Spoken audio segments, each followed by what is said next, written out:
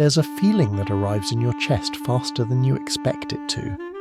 It happens in the early days of something new, a friendship, a connection, a possibility, and suddenly your heart is already reaching forward, already hoping, already building a quiet room in your mind for this person who barely knows you yet. You've felt it before, haven't you? That warmth that spreads through you when someone shows you kindness, pays attention, remembers something small you said, and before you can slow yourself down, before you can be cautious or measured, you're already attached, already imagining futures, already feeling the weight of what it might mean to lose them. It happens so quickly, this opening of yourself, this leaning in. And afterwards, when you notice it, there's often a wave of something else, embarrassment maybe, or vulnerability. A quiet voice that asks, why do I do this? Why do I feel so much so fast? If you've ever wondered why your heart attaches before your mind has time to catch up, if you've ever felt too much too soon and worried that something might be wrong with you, you're not alone in this experience. And tonight, as the world grows quiet around you, we're going to explore this together, gently, with understanding. Because there's so much more beneath this pattern than you might realize. Now dim those lights, get cozy, settle into your pillow, and let yourself relax. Take a breath. Let your body sink a little deeper into wherever you're resting. Because what we're about to explore isn't a flaw or a weakness, it's a story, your story, written in the language of early experience, survival, and the deep human need to belong. Perhaps it begins earlier than you remember, long before you had words for attachment, before you understood what it meant to need someone. In those first months and years of life, your nervous system was learning a fundamental lesson about the world. Whether people stay or whether they leave, whether love is steady or whether it flickers like a candle in the wind. And if what you learned was uncertainty, if the arms that held you sometimes disappeared without warning, if the voice that soothed you wasn't always there when you cried, something inside you began to form a strategy. A way of holding on just a little tighter, of reaching just a little faster, because somewhere deep in your young brain, you learned that hesitation might mean loss. You couldn't have known this was happening, of course.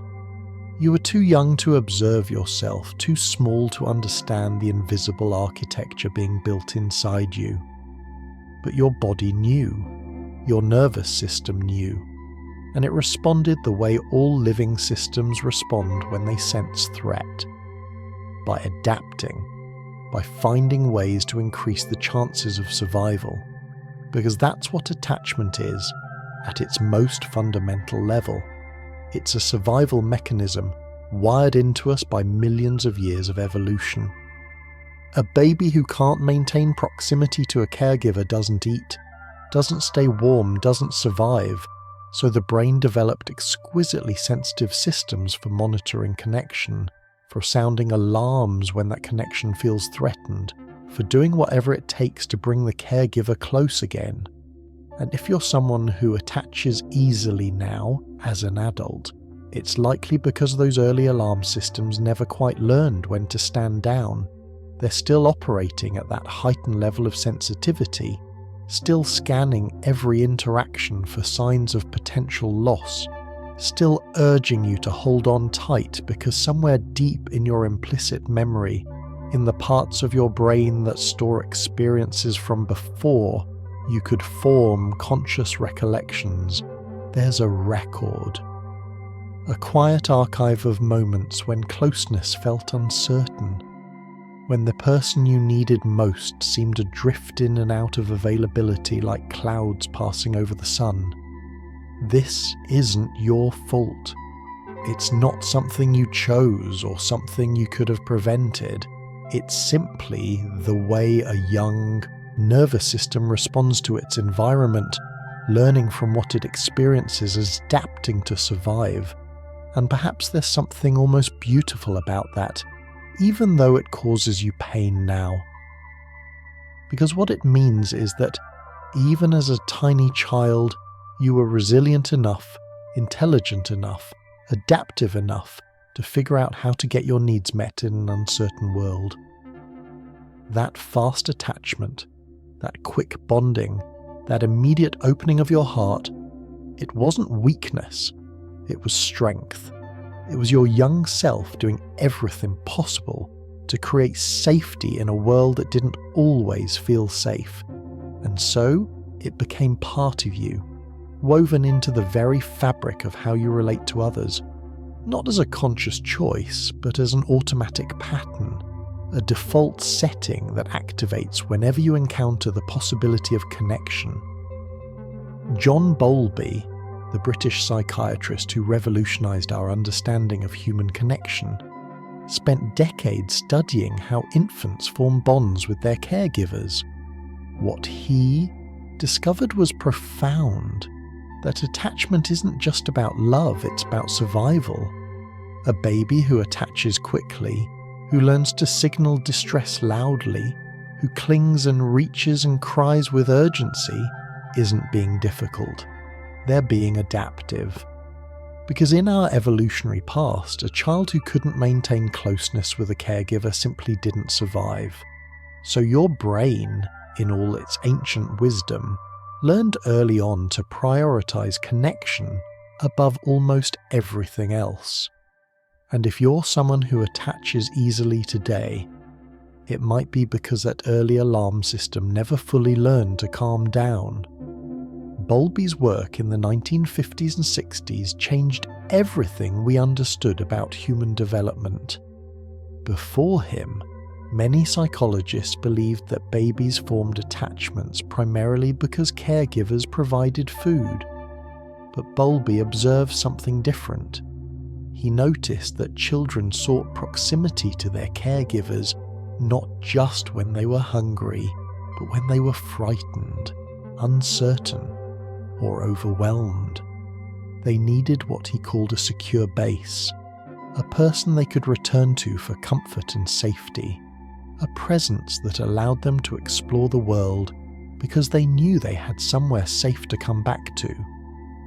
And what he found was that the quality of this early attachment, whether it was secure or insecure, consistent or unpredictable, shaped everything that came after. It influenced how children viewed themselves, how they understood relationships, how they navigated closeness and distance throughout their entire lives. This wasn't deterministic, he emphasized. Patterns could change, could heal, could evolve with new experiences. But those early templates, those first lessons about whether people could be trusted to stay, to be available, to meet needs with consistency, they left an imprint. For someone who attaches easily, that imprint often tells a particular story. It says that connection is precious but precarious, that love might arrive but might also vanish, that the safest strategy is to attach quickly, to establish bonds before they can slip away, to hold on with everything you have because letting go, even slightly, feels dangerous. Your nervous system learned this so early, so thoroughly, that it operates now almost below your awareness. You meet someone kind, someone who shows you attention or care, and before you've consciously decided anything, your attachment system is already activated, already forming bonds, already beginning to weave this person into the fabric of your emotional world. And this happens because your brain is doing exactly what it was designed to do. It's trying to keep you safe. It's trying to ensure you won't be alone. It's following ancient programming that says connection equals survival, and fast attachment increases the chances that connection will be maintained. There's a particular kind of childhood experience that shapes fast attachment more than any other. It's not neglect exactly, and it's not constant rejection. It's something more confusing: inconsistency. When love arrives and disappears without predictability, when a parent is warm one day and distant the next, when affection feels conditional on factors you can't control, the child's nervous system never learns to rest. Instead, it stays vigilant, always scanning, always trying to read the emotional weather of the people around them. And that vigilance doesn't go away when you grow up. It just becomes more sophisticated, more subtle. But the underlying pattern remains. You learned that connection is precious and fragile, and that you need to work to keep it. Inconsistency is particularly destabilizing because it prevents the nervous system from finding a stable baseline. If a caregiver were consistently unavailable, a child's brain could adapt by lowering expectations, by developing independence earlier, by learning to soothe themselves. If a caregiver were consistently available, the child could relax into secure attachment, trusting that needs would be met, that connection was reliable. But inconsistency creates a different adaptation. It keeps the child perpetually uncertain, perpetually alert, because they never know which version of the caregiver they're going to encounter. Maybe your parent was loving and attentive when they were in a good mood, but withdrawn or irritable when they were stressed. Maybe they were available on some days but preoccupied on others, and you could never quite predict which it would be. Maybe they responded warmly to certain emotions, joy or achievement, but reacted with discomfort or distance when you showed sadness, fear, or need. So you learn to be vigilant. You learn to read micro-expressions, to sense shifts in energy, to constantly assess whether this was a moment when you could reach out, or a moment when you should make yourself small and unobtrusive. And that skill, that hyper-awareness of others' emotional states, it stayed with you. It became part of how you navigate the world. You learned that your safety, your worth, your ability to receive love depended on accurately reading and responding to other people's moods and needs, so you became an expert at it. You learned to attune yourself so finely to others that sometimes you know what they're feeling before they do. But the cost of this expertise is high, because when you're constantly scanning others for signs of withdrawal or disapproval, you're using enormous amounts of mental and emotional energy. You're never truly relaxed, never fully at ease, because some part of you is always on duty, always watching, always trying to prevent the loss you learned early on could happen at any moment. If you attach easily, you've probably noticed something else about yourself. You're incredibly attuned to other people's emotions. You can sense a shift in someone's tone before they've even finished their sentence. You notice when someone's smile doesn't quite reach their eyes, when their hug feels a fraction less warm than usual, when they take an hour longer to text back than they normally do. This isn't paranoia. This is a finely tuned radar system that developed because you needed it once. Psychologists call this hypervigilance, and while it can feel exhausting to live with, it's actually a form of emotional intelligence, a sensitivity that was once necessary for your survival. Think about how often you've picked up on something others missed. How many times you've sensed that a friend was struggling even though they said they were fine. How frequently you've known that a conversation was going poorly before anyone else at the table realized it. This capacity for emotional attunement is remarkable. It makes you a deeply empathic person, someone who can hold space for others' pain, who can offer comfort that feels genuinely attuned to what someone needs. It's part of what makes you such a caring friend, such a thoughtful partner, such a perceptive person. But it also means you're constantly processing enormous amounts of emotional information. Much of it subtle, much of it operating below the level of conscious awareness. You're reading body language, vocal inflection, facial micro-expressions, the energy in a room, the subtext beneath words. And you're doing this automatically, not because you choose to, but because your nervous system learned early on that survival depended on it. If you could accurately predict when a caregiver might withdraw or become upset, you could adjust your behaviour accordingly. You could become smaller, quieter, more accommodating. You could try to prevent the loss before it happened. So now, even in relationships where there's no real threat, even with people who are consistent and kind, you find yourself hypervigilant. You analyse every interaction, replay conversations in your mind, search for hidden meanings in casual comments. Someone takes slightly longer to respond to a text and your mind immediately generates explanations. They're pulling away, they're losing interest, they're realising you're too much. It's exhausting, this constant monitoring. And the worst part is that you often know, intellectually, that your fears are probably unfounded, that you're likely overinterpreting, but you can't seem to stop the process. Because it's not happening at the level of rational thought.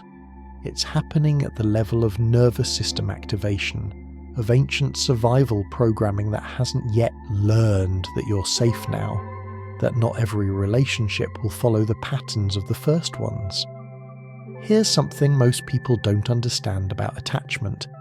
It's not just psychological, it's physiological. When you meet someone new and feel that rush of warmth and hope, when your heart beats a little faster and your mind starts spinning possibilities, that's not just emotion. That's your nervous system activating ancient circuitry, flooding your body with oxytocin and dopamine, the same neurochemicals that bond mothers to babies, that make love feel urgent and necessary. For someone who attaches easily, these chemical responses can be especially intense, because your body learned early that connection equals safety, and your brain prioritized building strong neural pathways for bonding. So when you feel attached quickly, you're not being irrational. You're responding to very real biological signals that tell you this person might be important. Hold on to them. Oxytocin, often called the bonding hormone, is released during moments of connection, physical touch, eye contact, warm conversation. It creates feelings of trust, reduces anxiety, makes you feel closer to the person you're with. Dopamine, the reward chemical, floods your brain when you anticipate connection with someone you're attached to, making you feel excited, energized, almost euphoric. Together, these neurochemicals create a powerful cocktail that can make new attachment feel almost addictive, compelling, impossible to resist.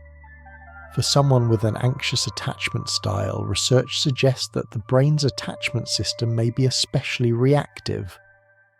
When you encounter someone who shows you warmth and attention, your brain doesn't just respond with the normal level of bonding chemicals, it floods your system. It creates an intense neurochemical response that makes this person feel incredibly important, incredibly necessary, almost immediately. And this isn't happening because you're unstable or because you're not being rational. It's happening because your brain, shaped by early experience, learned to prioritize and intensify attachment behaviors as a way of ensuring connection wouldn't be lost.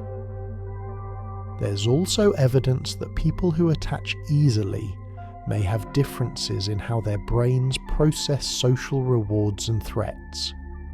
Studies using functional magnetic resonance imaging have shown that when people with anxious attachment view images of their romantic partners, they show greater activation in brain regions associated with emotion and less activation in regions associated with emotion regulation.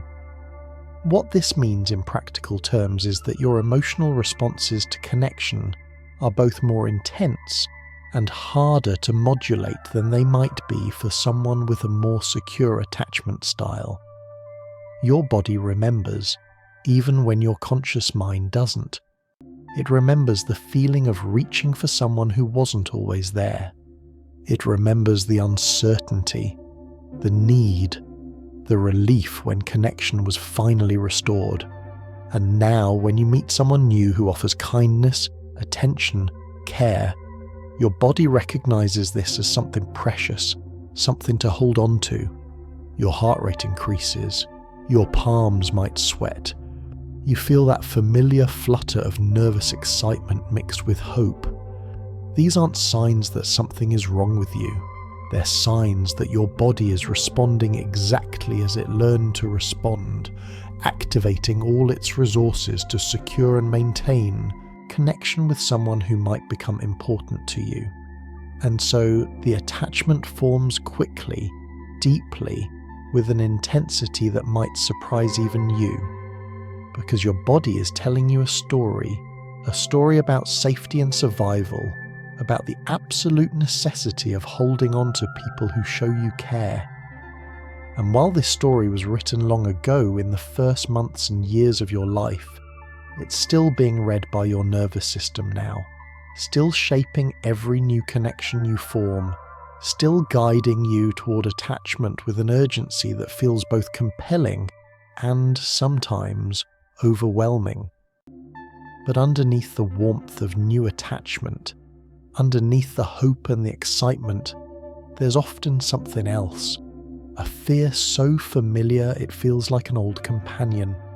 It's the fear that this person, like others before them, might eventually see something in you that makes them leave. That your affection might be too much, your need too obvious, your vulnerability too raw. And so even as you're attaching, even as you're leaning in and opening up, part of you is already bracing for loss, already preparing the familiar speech. I knew this would happen. I knew I shouldn't have gotten my hopes up. This is what psychologists call anxious attachment, and it's not a character flaw. It's a protective mechanism, a way your mind tries to soften the blow of potential abandonment by expecting it, by staying one step ahead of the pain. This fear doesn't announce itself loudly. It doesn't arrive as conscious thought most of the time. Instead, it lives in your body, in the slight tightening of your chest when someone doesn't text back immediately, in the way your stomach drops when you sense someone pulling away, in the quiet catastrophizing that happens in the middle of the night when you replay every interaction, searching for signs that this person is beginning to lose interest. It's a background hum of anxiety that colours even your happiest moments of connection. A whisper that asks, how long will this last? When will they realise I'm too much? And the cruelest part is that this fear often becomes self-fulfilling, not because there's anything wrong with you, but because fear changes how you show up in relationships. When you're constantly worried about being abandoned, you might start testing the relationship, pushing to see if the person will stay even when things get difficult. Or you might become overly accommodating, suppressing your own needs and preferences in an attempt to make yourself easier to love. Or you might swing between these extremes, sometimes clinging and sometimes withdrawing, creating the very instability you're trying to prevent. The fear also makes it difficult to fully receive love when it's offered. Someone can tell you they care about you, can show up consistently, can give you every signal that they're invested in the relationship, and still some part of you remains unconvinced.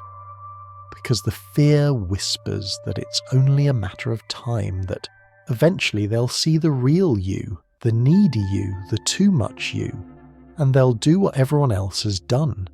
So you hold back even as you lean in, protect yourself even as you open up, prepare for loss even in moments of connection. This is the exhausting paradox of anxious attachment. You desperately want closeness, crave intimacy, long for the security of knowing someone will stay. But the very intensity of that longing makes you doubt that anyone could possibly meet it. You become hyper-aware of your own needs, ashamed of how much you want, convinced that your desire for connection is itself the thing that will drive people away. And so you find yourself in this painful space between wanting to be fully seen and fearing what will happen when you are. But here's what that fear doesn't tell you, what it can't tell you, because it's operating from old information, from a time when you were small and genuinely dependent, and when inconsistency in care was a real threat to your well-being. What it doesn't tell you is that you're not that vulnerable child anymore, that your adult capacity for connection, your ability to love deeply and attach quickly, isn't a liability.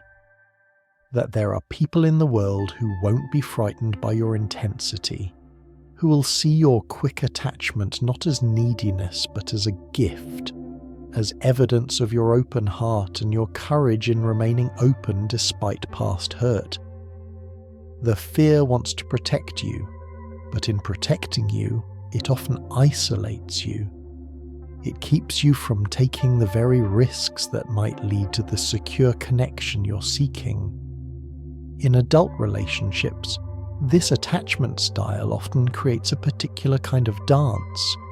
You move towards someone with openness and warmth, offering pieces of yourself freely, hoping they'll reciprocate with the same intensity.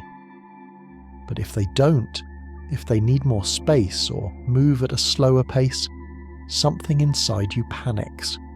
Not consciously perhaps, but deep in your nervous system, their withdrawal feels like danger, like the beginning of the end, so you might pursue a little harder, reach out a little more, trying to close the distance that's opened up. But often this pursuit only makes the other person need more space, which makes you pursue more urgently, and the cycle continues. It's exhausting for everyone involved, but especially for you, because you're the one feeling the intensity of it all, the fear, the longing, the desperation to make it work. Relationship researchers call this the anxious-avoidant trap, and it's one of the most common and painful dynamics in adult relationships. It happens when someone with an anxious attachment style, someone like you who craves closeness and reassurance, pairs with someone who has an avoidant attachment style, someone who needs more independence and feels uncomfortable with too much intimacy. Neither person is wrong. Neither is trying to hurt the other. But their needs are fundamentally mismatched in a way that triggers the deepest fears in both of them. For you, the anxious partner, distance feels like rejection.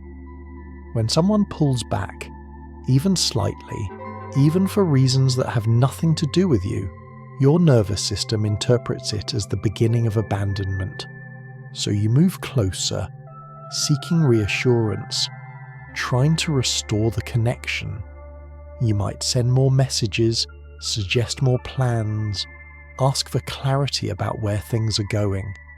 You're trying to create safety by closing the distance, by making sure the person is still there, still engaged, still invested. But for the avoidant partner, this pursuit feels overwhelming. It triggers their own attachment fears, their worry about being engulfed, about losing themselves in the relationship, about intimacy becoming suffocating. So they pull back further, need more space, become less responsive. They're trying to create safety too, but through distance rather than closeness. And so the dance begins. You pursue, they withdraw. You reach out, they step back. And each movement confirms the other person's deepest fear. Your pursuit confirms their fear that intimacy will be too much, that they'll be consumed. Their withdrawal confirms your fear that you're too needy, that eventually everyone leaves. Neither of you is seeing the other clearly. You're both reacting to ghosts from the past, to old attachment wounds, rather than to the actual person in front of you. The intensity of this dynamic is particularly hard on you, because you're the one feeling the full weight of the anxiety. You're the one lying awake at night, analysing every text message, every interaction, looking for signs of where things went wrong. You're the one experiencing the physiological symptoms of attachment distress, the racing heart, the churning stomach, the constant low-level panic that makes it hard to focus on anything else.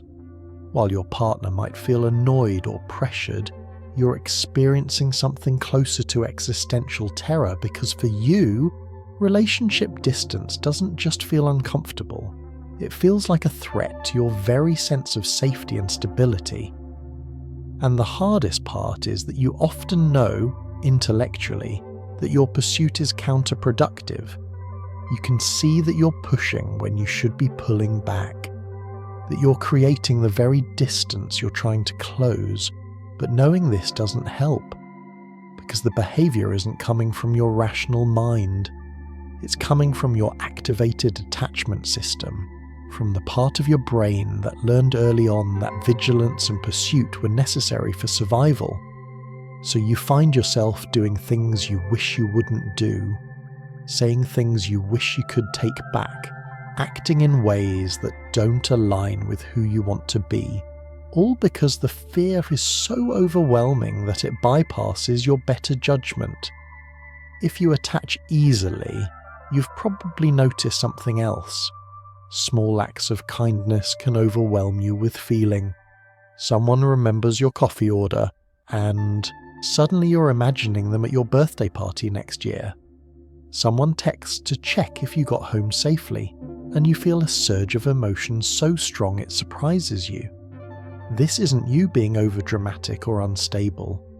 This is your attachment system responding to cues of care and attention with the intensity it learned in early life, when small gestures of presence and attunement literally meant the difference between safety and distress. Your brain never forgot that equation. So even now, even in small moments, acts of thoughtfulness can feel like they're speaking to the deepest part of you, the part that still remembers what it's like to need someone and hope they'll stay. There's something both beautiful and painful about this sensitivity to kindness. Beautiful because it means you notice and appreciate gestures that others might overlook, that you're moved by thoughtfulness, that you haven't become cynical or hardened despite whatever disappointments you've experienced, but painful because it also means that your attachment system activates quickly, sometimes before you have enough information to know whether this person is actually available, whether they share your interest, whether they're capable of meeting you with the same level of care you're already beginning to feel for them. When someone who barely knows you does something considerate, your brain doesn't just register it as a nice gesture. It processes it through the lens of your attachment history, and what it sees is significance. Because in your early experience, small moments of attunement, a caregiver noticing your distress, responding to your needs, offering comfort, these weren't just nice, they were everything. They were what allowed you to regulate, to feel safe, to know you weren't alone. So your brain learned to place enormous weight on these moments of connection, to see them as indicators of safety and care, to respond to them with intensity. This is why someone remembering your coffee order can feel like such a profound gesture. It's not really about the coffee. It's about being seen, being remembered, being considered. It's evidence that you exist in someone's mind even when you're not physically present, that they were paying attention, that you matter enough to be remembered. For someone with anxious attachment, these moments of being seen and remembered are deeply reassuring because they counter the fear that you're forgettable, that you're not important enough to occupy space in someone's thoughts. But this sensitivity also sets you up for disappointment because you're operating at a level of intensity that the other person might not share. You're already feeling deeply attached, already imagining a future, already experiencing this person as important and significant in your life, while they might just be being polite, being friendly, engaging in normal social courtesy without any particular emotional investment. The mismatch between your internal experience and theirs creates opportunities for hurt, for misunderstanding, for reading too much into gestures that weren't meant to carry the weight you're placing on them. And yet, would you really want to be any other way? Would you want to become someone who doesn't notice kindness, who doesn't feel moved by thoughtfulness, who doesn't appreciate the small ways people show care? Your sensitivity is part of what makes you who you are. It's connected to your empathy, your capacity for deep feeling, your ability to create genuine intimacy. The challenge isn't to stop being sensitive, it's to learn to hold that sensitivity with awareness, to notice when your attachment system is activating, and to pause, to breathe, to give yourself time before making assumptions about what someone's kindness means, about where a connection is going, about whether this person is ready to meet you at the level of intensity you're already feeling. But here's where things get complicated. When you attach quickly, you often start building expectations without realizing it. Not demands exactly, just quiet hopes about how this person might fit into your life, how often they'll text, how much they'll prioritize you, how they'll make you feel.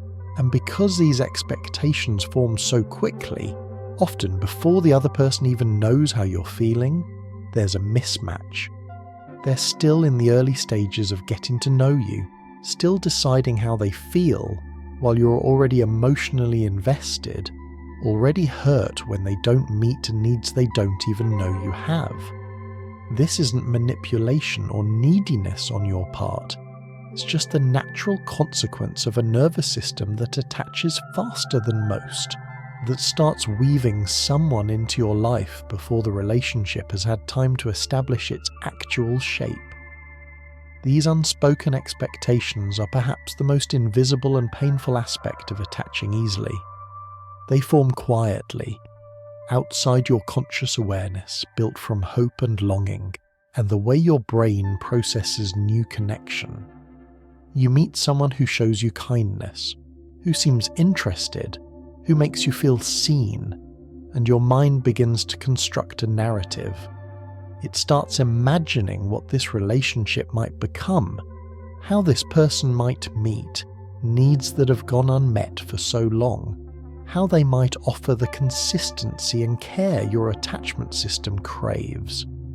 And because this happens quickly, your expectations often outpace the reality of what's developing. You might find yourself hurt when they don't text you every day, even though you never discussed communication preferences, even though daily texting might not be their natural pattern. You might feel disappointed when they make plans that don't include you, even though you've only known each other a short time, even though they have no way of knowing you are hoping to be included. You might feel anxious when they don't respond with the same level of emotional intensity you're offering, even though they're still figuring out how they feel, still moving at their own pace. The pain of unmet expectations is compounded by shame, because part of you knows that these expectations aren't fair, that you're holding someone to standards they never agreed to, that you're hurt by the gap between what you hoped for and what's actually happening. But knowing this doesn't make the disappointment any less real. Your emotional experience of hurt is genuine, even if the cognitive part of you recognizes that the other person hasn't actually done anything wrong. This dynamic creates a particular kind of loneliness, because you can't really share what you're feeling. You can't say, "I'm hurt that you didn't text me today," when texting every day was never established as an expectation. You can't express disappointment that they made weekend plans without you when you've only recently met. So you stay silent, swallow the hurt, tell yourself you're being unreasonable, try to adjust your expectations downward. But adjusting expectations is harder than it sounds when your attachment system is involved, because these aren't just cognitive beliefs you can rationally change. They're emotional hopes wired into your nervous system's way of seeking safety through connection. Your brain wants to know where it stands, wants to establish patterns it can rely on, wants to create the predictability and consistency that make attachment feel secure. And when that predictability doesn't materialize, when the relationship remains ambiguous or moves more slowly than your system wants it to, you experience it as distress. There's a particular kind of loneliness that comes with attaching easily. It's the loneliness of feeling like you're always the one who cares more, always the one reaching out first, always the one who's more invested. You've learned to hide this imbalance, to play it cool, to match the other person's energy so you don't seem desperate. But inside, there's an ache, a quiet exhaustion from always having to moderate your natural warmth, to ration your affection, to pretend you feel less than you do. And over time, this can make you feel isolated even in connection, because the version of yourself that people see isn't quite the version of yourself that exists. You're constantly translating, constantly filtering, constantly worried that your full self might be too much. This loneliness is particularly insidious because it exists even when you're not alone, even when you're in relationships, even when you're surrounded by people who care about you. It's the loneliness of having to perform a cooler, more detached version of yourself because you've learned that showing your full enthusiasm, your full affection, your full investment too early makes people uncomfortable. It's the loneliness of always having to calculate how much to give, how often to reach out, how much emotion to show, constantly trying to stay within the bounds of what seems acceptable so you don't risk scaring someone away. You become skilled at reading the other person's level of interest and matching it, never exceeding it, never revealing that you're already several steps ahead in your own attachment. If they text once a day, you text once a day, even though you'd love to share every thought and experience with them. If they take a few hours to respond, you wait a few hours too, even though you saw their message immediately and wanted to reply right away. If they suggest plans once a week, you don't suggest anything more frequent, even though you'd happily spend more time together. This constant self-monitoring and self-modification is exhausting. It requires you to perpetually override your natural instincts, to suppress your authentic responses, to be constantly strategic about something that feels like it should be spontaneous. And the worst part is that you're never quite sure if you're getting it right. Are you matching their energy closely enough that you seem interested, but not too interested? Are you being warm enough that they know you care, but restrained enough that you don't seem needy? The mental bandwidth this takes up is enormous, leaving you tired, anxious, and disconnected from your own genuine feelings because you're so focused on managing how you appear. And underneath all of this performance, there's a deep sadness. Because what you really want is to be loved as you are, for someone to meet your warmth with their own, to be able to express affection without fear, to not have to constantly adjust yourself downward. You want to be able to send that good morning text because you thought of them, not because you've calculated that it's been an appropriate amount of time since the last text. You want to be able to suggest plans because you want to see them, not because you've determined it's your turn to initiate. You want to be able to say, "I miss you," when you feel it, not after carefully considering whether it's too soon or too much, but you've learned through painful experience that showing up fully, loving openly, attaching quickly without restraint often leads to rejection.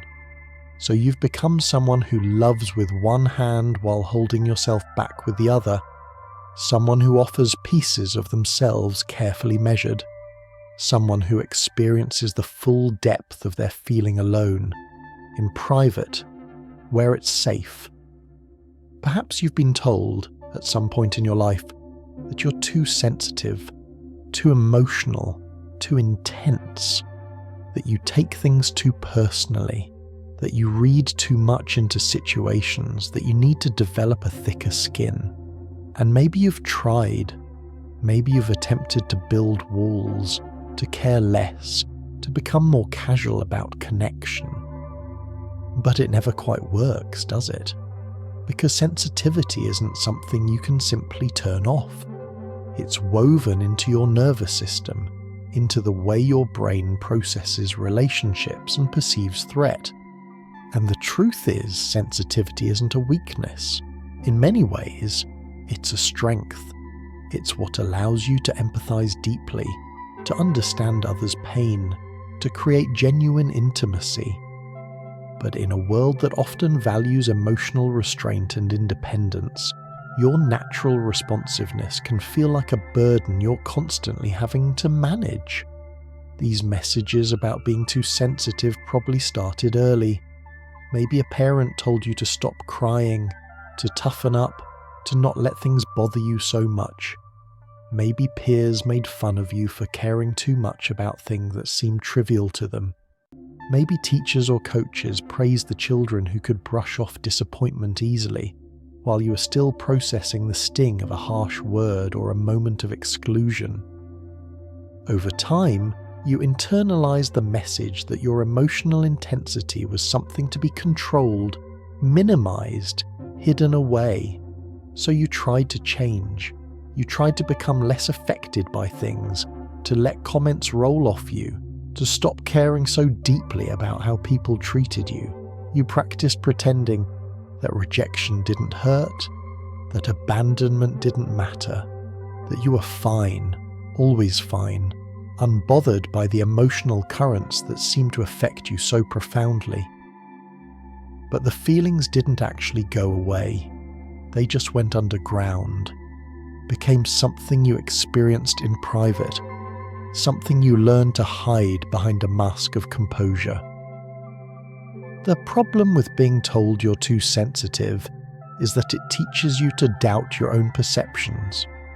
When you notice someone's mood shifting, when you sense distance growing in a relationship, when you feel hurt by something that was said, you start to question whether your reaction is valid or whether you're just being too sensitive again.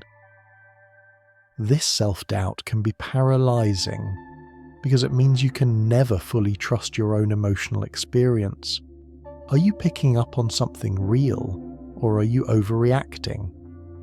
Is this person actually pulling away, or are you reading too much into it? The constant second-guessing is exhausting, and it disconnects you from one of your most valuable assets, your emotional intuition. Because here's what those people who called you too sensitive didn't understand. Your sensitivity isn't random or unfounded. It's the result of a nervous system that learned early on to pay exquisite attention to emotional signals, to notice subtle shifts in others' availability and mood, to detect potential rejection before it fully materialized. And most of the time, your sensitivity is accurate. When you sense someone pulling away, they usually are. When you notice a shift in tone, there usually is one. Your radar isn't broken. It's just tuned to a frequency that others might not perceive. What makes sensitivity feel like a burden is living in a culture that pathologizes emotional awareness while celebrating emotional detachment. We're taught that strength means not needing anyone, that independence means not being affected by others, that maturity means moderating all emotional responses until they're polite and manageable. But these values don't reflect the reality of human neurobiology. We're social creatures, wired for connection, designed to be affected by each other. Your sensitivity isn't a deviation from the norm. It's an expression of your humanity. Perhaps a more intense expression than some people's, but not a flawed one. And there's something valuable, something almost sacred, about being someone who feels deeply, who notices when others are hurting, who can't just brush past suffering without being moved by it. The same sensitivity that makes you vulnerable to attachment pain also makes you capable of profound compassion, of genuine presence, of the kind of empathy that makes people feel truly seen and understood. Would you really want to lose that capacity? Would you really want to become someone who doesn't notice, who doesn't care, who moves through the world protected by numbness? Here's something that might feel uncomfortably familiar.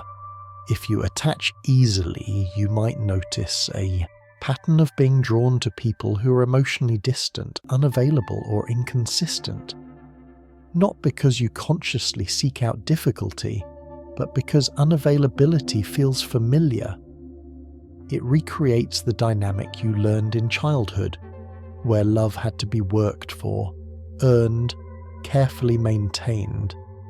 Your nervous system, in its attempt to heal old wounds, keeps bringing you back to situations that feel like the original one, hoping this time you'll get it right. This time the unavailable person will finally see your worth and choose to stay. But of course, this pattern only reinforces the old pain, only confirms the fear that you're too much, that your attachment will always be met with ambivalence. This pattern is one of the most frustrating aspects of anxious attachment, because it seems so irrational from the outside. Friends might ask you why you keep choosing people who can't fully show up, why you're drawn to the ones who are inconsistent, who blow hot and cold, who keep you guessing about where you stand. And you might wonder the same thing yourself, might promise that next time you'll choose differently, that you'll pursue someone who's actually available, who meets your interest with equal enthusiasm, who doesn't make you work so hard for their attention. But then you meet someone who is available, someone who responds consistently, who shows genuine interest, who makes their care for you clear and uncomplicated, and something strange happens. You don't feel the same spark. You feel uncomfortable with their availability, almost suffocated by their interest. You start to pull back, to feel less attracted, to find reasons why this person isn't quite right for you. And meanwhile, the person who texts sporadically, who cancels plans, who seems interested one week and distant the next, that person occupies all your thoughts. That's the person you can't stop thinking about, the one who makes your heart race, the one you convince yourself you could build something real with if only they'd fully commit. This isn't masochism and it isn't poor judgment. It's your attachment system trying to complete an old narrative. When love was inconsistent in childhood, when you had to work for attention and affection, your brain learned to associate that work, that uncertainty, that anxiety, with love itself. The racing heart, the constant wondering, the effort to earn someone's full presence. These became the markers that told your nervous system this must be important, this must be love. So now, when you meet someone whose availability doesn't trigger those familiar feelings, your brain doesn't recognize it as the real thing. It feels too easy, too comfortable, too lacking in the intensity you've learned to associate with attachment. Meanwhile, the unavailable person activates all your old patterns. Their inconsistency mirrors your early experience, And some part of you believes that if you can just get this person to fully choose you, to overcome their ambivalence and commit completely, it'll somehow heal the original wound. It will prove that you are worthy of consistent love, that you're not too much, that you can earn the secure attachment you never had. So you keep trying, keep pursuing, keep hoping that your love will be enough to change them. But it never works, because you're trying to solve a problem from the past using a situation in the present. The unavailable person can't give you what your child self needed, because they're not your parent and this isn't your childhood. And even if they did suddenly become fully available, even if they overcame all their own attachment issues and offered you complete consistency, it wouldn't feel the way you imagine. Because the healing you're seeking can't come from external validation. It has to come from internal work, from slowly teaching your nervous system that inconsistency isn't love, that you deserve someone who shows up fully, that the anxiety you've learned to associate with attachment isn't a necessary ingredient of genuine connection. Inside your mind, there's probably a voice that comments on your attachment patterns with harsh judgment. It tells you you're being needy, clingy, desperate. It tells you to get it together, to stop being so affected by people who barely know you. It compares you to others who seem so effortlessly independent, so comfortable with solitude, so unruffled by the comings and goings of people in their lives. This inner critic isn't trying to hurt you. In its own misguided way, it's trying to protect you from future rejection by making you change, by forcing you to be different than you are. But its methods are cruel, and its message is fundamentally untrue. There's nothing wrong with you for feeling deeply or attaching quickly. The problem isn't your capacity for connection. The problem is that you learned early on to doubt whether you deserved it. This inner critic probably sounds a lot like voices from your past. Maybe it echoes things that were said to you directly, or maybe it's the internalized version of messages you absorbed from how people reacted to your needs. It tells you that you're too much, that you need to be less, that your natural way of relating is somehow defective. And because you've heard this voice for so long, because it started so early, you might not even recognize it as a separate entity. It might just feel like truth, like an accurate assessment of your fundamental unworthiness. The inner critic operates on a particular logic. If you can just change yourself enough, if you can become less needy, less emotional, less intense, then people will stay. Then you'll be lovable. Then you'll finally deserve the secure connection you crave. So it monitors you constantly, pointing out every moment when you seem too eager, too attached, too invested. It punishes you with shame and self-judgment, hoping that this punishment will motivate you to be different. But here's what the inner critic doesn't understand. Its methods don't work. Shame doesn't heal attachment wounds. Self-judgment doesn't create security. Trying to force yourself to be less than you are doesn't make you more lovable. In fact, all of this self-criticism only reinforces the core belief that drives anxious attachment in the first place. The belief that you're not acceptable as you are, that your natural way of being is wrong, that you need to constantly monitor and modify yourself to deserve love. The inner critic also operates from a fundamental misunderstanding. It believes that your attachment patterns are the problem, that if you could just stop attaching so quickly, stop caring so deeply, stop needing so much, then your relationships would work out better. But the real problem isn't your capacity for attachment. The real problem is the way you learn to doubt that capacity, to see it as a liability rather than a gift, to believe that your needs were burdensome rather than valid. What you need isn't a harsher inner critic. What you need is an inner voice of compassion, one that can hold space for your attachment patterns with understanding rather than judgment. A voice that says, "Of course you attach quickly. Of course you need reassurance. Of course you're sensitive to any sign of withdrawal. Look at what you learned early on about how love works. Your nervous system is doing exactly what it was trained to do." This compassionate voice doesn't excuse behavior that might be harmful to yourself or others, but it understands the roots of that behavior and approaches change from a place of kindness rather than criticism. When researchers study attachment styles, they've found that roughly 20% of adults display what they call anxious-preoccupied attachment.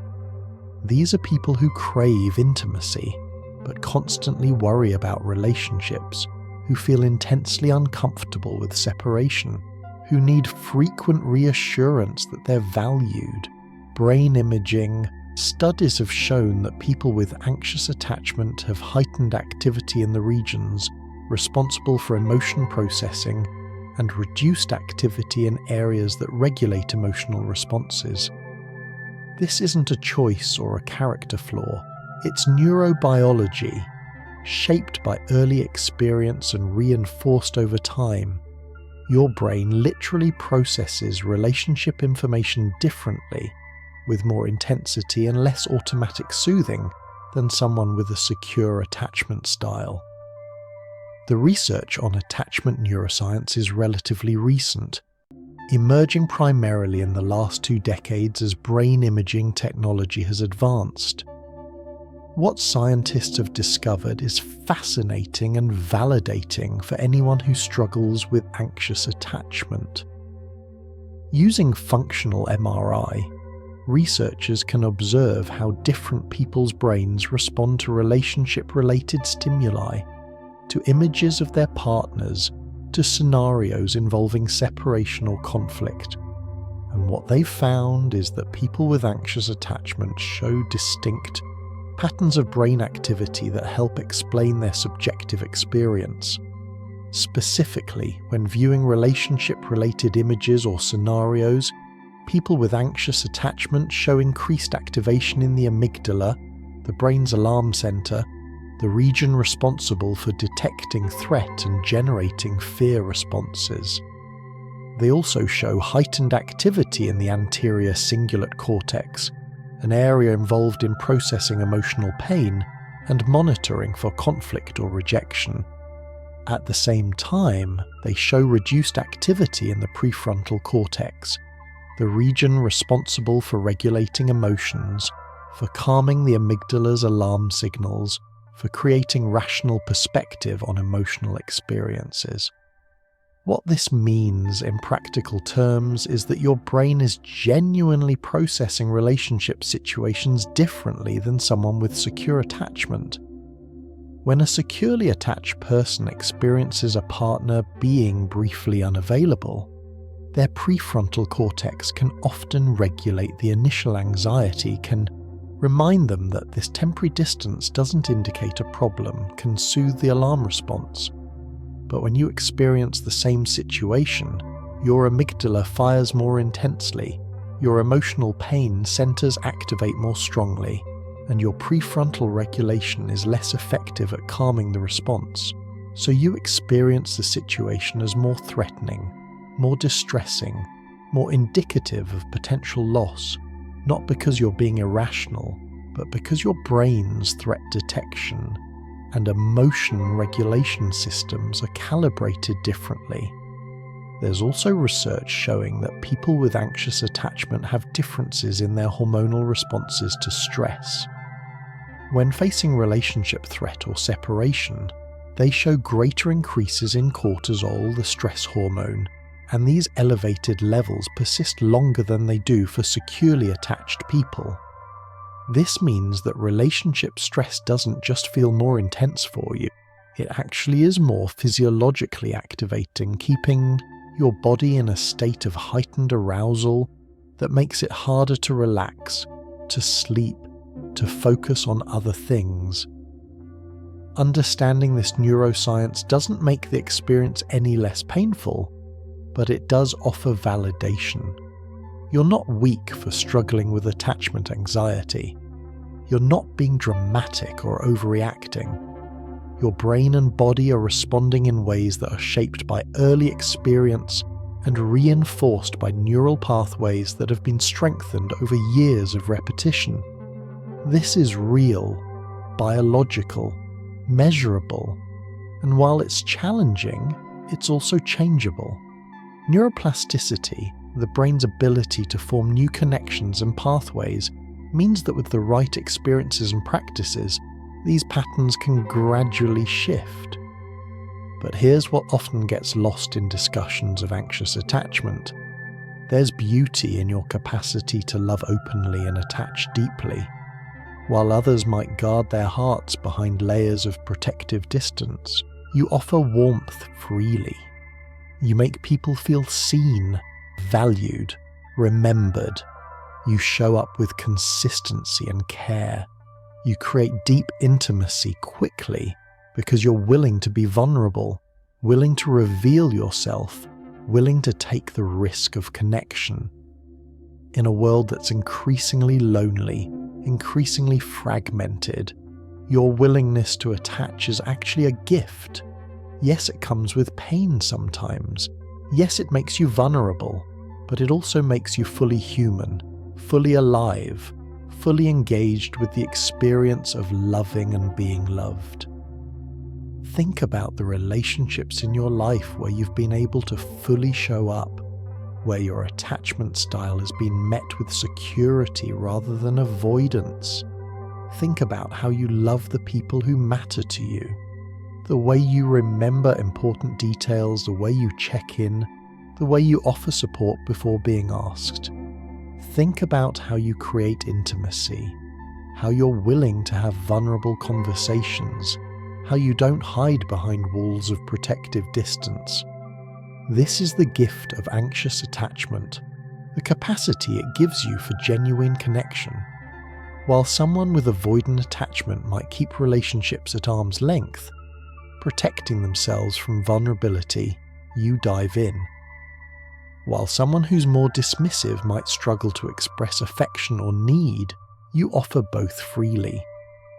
While others might take weeks or months to develop real intimacy, you create it quickly because you're willing to be open, to share yourself, to take emotional risks.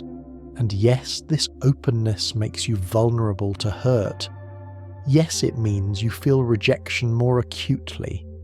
Yes, it creates situations where you're more invested than the other person, where your attachment outpaces theirs, where you end up hurt.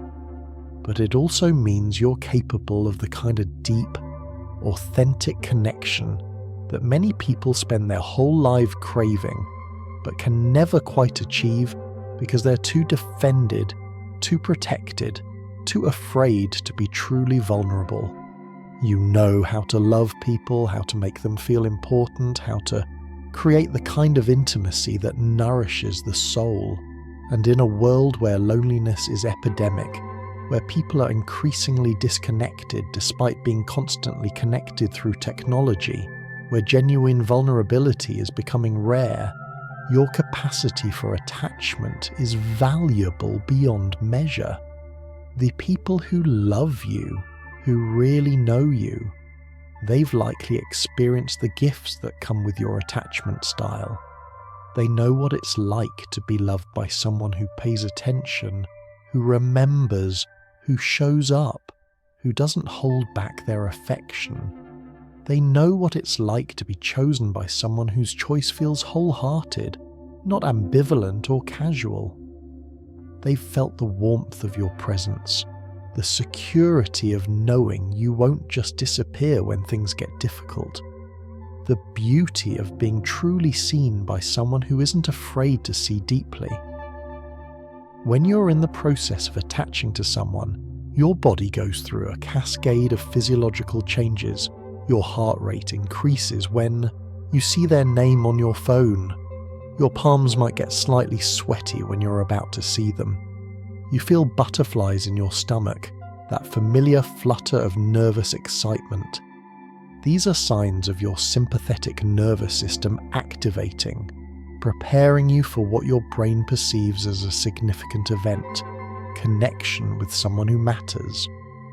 But for someone who attaches easily, these bodily sensations can be especially intense and can last longer than they do for others. Your nervous system doesn't just activate, it sometimes struggles to return to baseline, keeping you in a state of heightened arousal and emotional sensitivity long after the initial connection has formed. These physical sensations aren't imaginary or exaggerated. They're the result of very real neurochemical and hormonal changes happening throughout your body. When you're attaching to someone, your brain releases a surge of dopamine, the neurotransmitter associated with reward and motivation. This creates that feeling of euphoria, that sense of excitement and anticipation that makes everything seem brighter and more alive.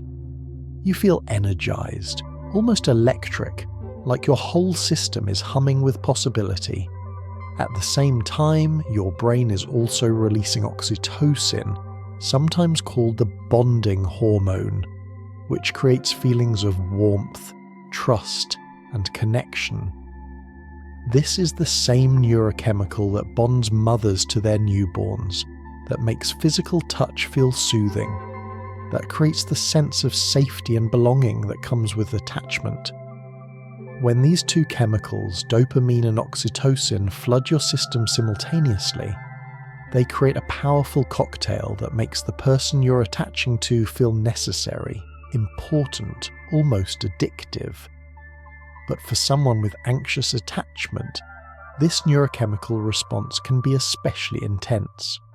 Your brain's reward centers may be more sensitive, responding to signs of connection with stronger dopamine surges than someone with secure attachment experiences. And when the person you're attaching to is unavailable or inconsistent, when they withdraw or create distance, your brain experiences this as a kind of withdrawal, similar to what happens when an addiction isn't satisfied. The dopamine drops, and in its place comes cortisol, the stress hormone, flooding your system with anxiety and making you crave the return of that connection even more urgently. This is why attachment can feel so all-consuming, why it's so difficult to simply decide to care less or move on. Your body is literally in a state of heightened arousal, your nervous system activated in ways that make it nearly impossible to relax. You might find it hard to sleep because your mind keeps spinning with thoughts of the person.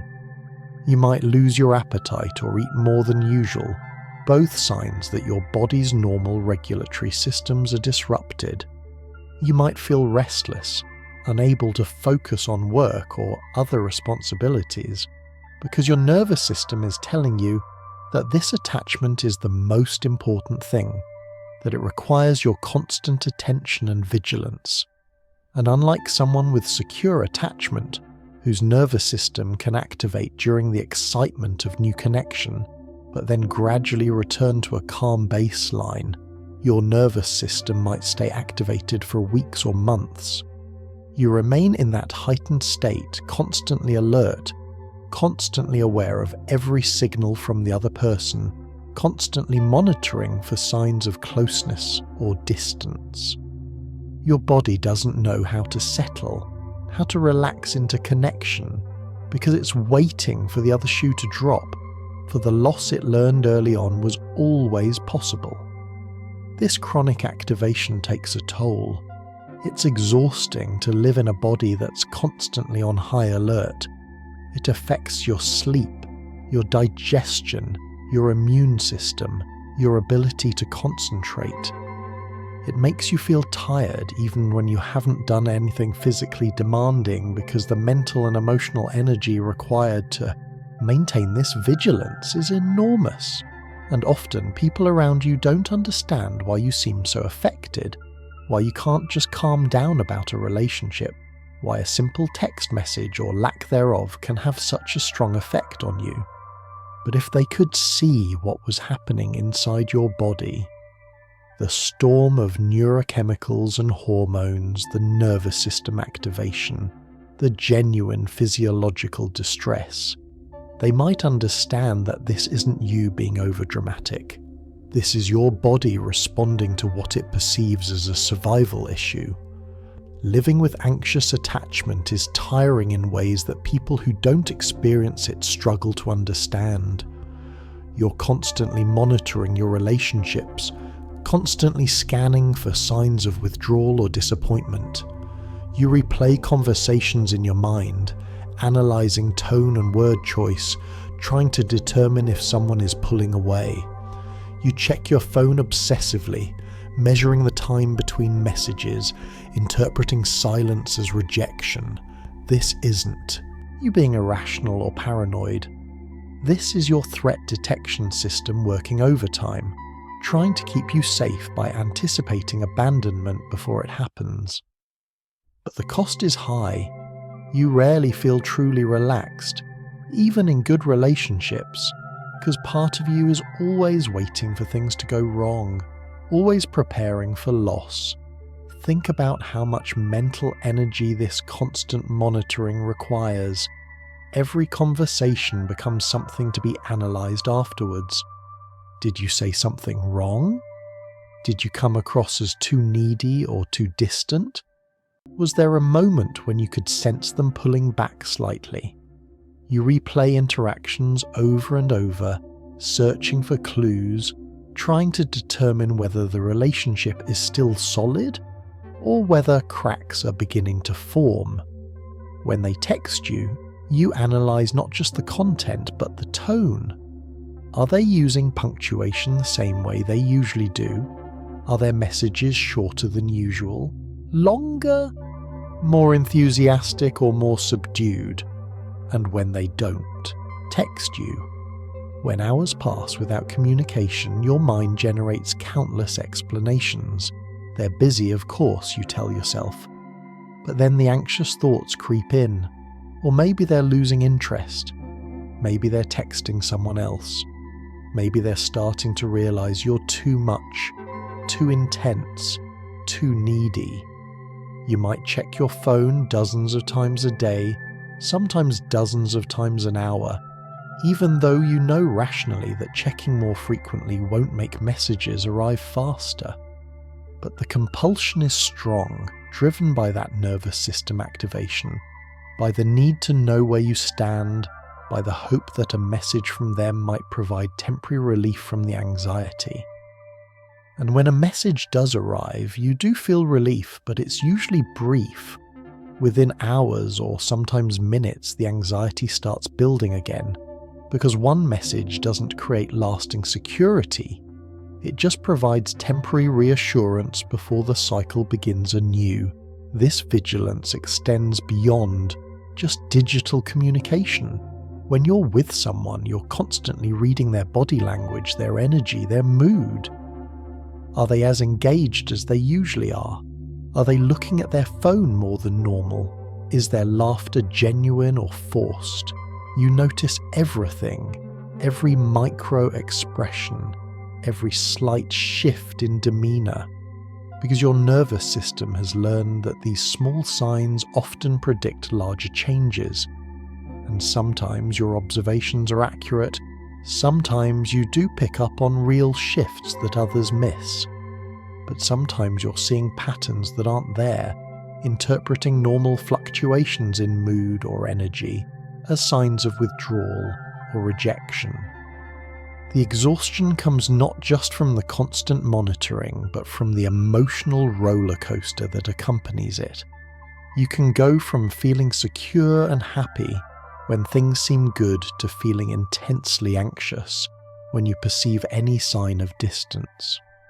These swings in emotional state, sometimes multiple times a day, are draining. It's like living on a boat in constantly choppy waters, never quite finding your balance, always having to adjust to the next wave of anxiety or relief. And even in relationships that are actually stable, Where the other person is consistent and caring, you might struggle to fully relax. Because your nervous system has learned that good periods don't last, that connection can be lost at any moment, that you need to stay vigilant to prevent abandonment. So even when there's no objective reason to worry, you worry anyway. You create scenarios in your mind of how things could go wrong, of what you might do if the person leaves, of how you would survive that loss. It's like your brain is constantly running disaster simulations, trying to prepare you for the worst so that if it happens, you won't be caught off guard. This kind of chronic anxiety affects every area of your life. It's hard to be fully present at work when part of your mind is always tracking your relationship, status. It's hard to enjoy time with friends when you're distracted by checking your phone or worrying about why someone hasn't responded. It's hard to engage in hobbies or self-care when relationship anxiety is consuming so much of your emotional bandwidth. And over time, this constant state of heightened arousal can lead to burnout, to a sense of being emotionally depleted, to feeling like you have nothing left to give. One of the most important distinctions to understand is this: attachment and love are not the same thing. You can attach to someone quickly without truly knowing them, without real intimacy, without genuine compatibility. Attachment is about need, about the way your nervous system responds to the possibility of connection. Love is something deeper, something that grows over time through shared experience, mutual understanding, and genuine care. When you attach easily, it's easy to confuse these two experiences, to believe that the intensity you feel must mean this person is meant for you, must mean this is real love. But often what you're feeling is the activation of old attachment patterns, the familiar dance of longing and fear, rather than the steady, grounded feeling of secure love. This confusion between attachment and love is one of the most painful aspects of anxious attachment, because it can lead you into relationships that feel incredibly important but aren't actually healthy or sustainable. You meet someone, you feel that immediate spark, that rush of connection, and your brain interprets this as significant. This must be important, it tells you. This must be the real thing. Because the feeling is so intense, so all-consuming, so much more powerful than the mild, pleasant feelings you might have with someone who's actually more compatible, but doesn't trigger your attachment system as strongly. But intensity isn't the same as depth. The racing heart, the constant thoughts, the desperate need to see them, to hear from them, to know they're still interested. These aren't signs of deep love. They're signs of attachment activation, of your nervous system responding to cues that remind it of early experiences of inconsistent care. Real love, secure love, feels different. It feels calmer, more grounded, more stable.